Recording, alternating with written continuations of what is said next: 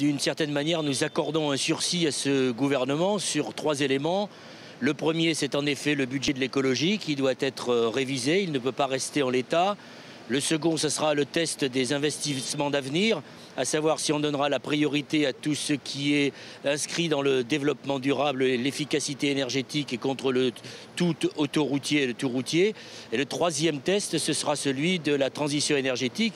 Et effectivement, cette crise intervient au pire moment puisque c'est au milieu de la conférence environnementale qui, comme vous avez pu le constater depuis hier, déçoit énormément, et c'est un euphémisme, toutes les organisations non gouvernementales et tous ceux qui œuvrent à la transition énergétique. Donc nous attendons maintenant de ce gouvernement des actes. Je dirais qu'il n'y a plus de plan B, que de toute façon, de cette crise, il faut provoquer un électrochoc. Cet électrochoc, ce n'est pas du côté des écologistes qui doit avoir lieu, mais du côté du gouvernement. Soit mais il se décide. Franchement, est-ce que vous croyez que le gouvernement va répondre à ces 3 grands axes que vous lui fixez? On a un peu l'impression quand même qu'à travers ce départ forcé de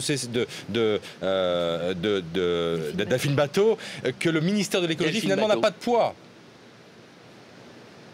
Non, écoutez, ce que vous nous dites là, c'est quand même les 3 étapes que je viens de décrire. Ce sont quand même des engagements qui ont été pris par le président de la République et le Premier ministre et qui ont même été signés sur du papier en novembre 2011 entre le Parti socialiste et Europe Écologie Les Verts.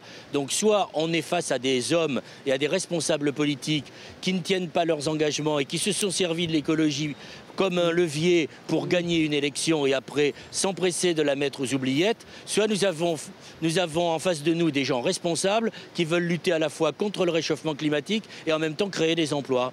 Sauf que depuis novembre 2011, Noël Mamère, la crise s'est accentuée, ce qui justifie certainement la baisse du budget alloué au ministère de l'écologie. Comment comptez-vous mettre la pression sur le gouvernement ? Non, mais désolé de vous dire que la crise ne justifie pas la baisse du ministère de l'écologie et de son budget, bien au contraire. Donc vous aussi, quand vous me posez cette question, vous êtes déjà dans la propagande du gouvernement qui consiste à dire l'écologie, non, c'est la crise, Noël Mamère, c'est juste la crise et tout le monde est obligé de se serrer la ceinture. Mais la crise, juste...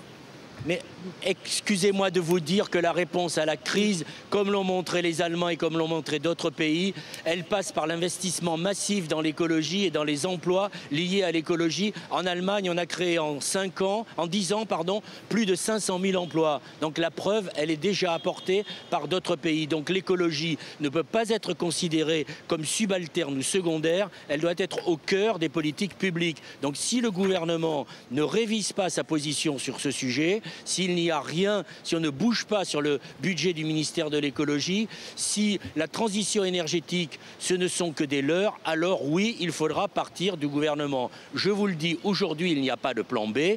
Certes, ce que je dis là n'a pas beaucoup de force parce qu'aujourd'hui, nous sortons affaiblis de cette deuxième crise que viennent de vivre les écologistes. Nous sommes effectivement en droit de nous interroger sur la question de savoir si on doit rester dans ce gouvernement et cette majorité. Et je dirais qu'aujourd'hui, eh bien, la situation est plus que fragile. Merci beaucoup Noël Mamère d'avoir été en direct avec nous ce matin sur BFM TV.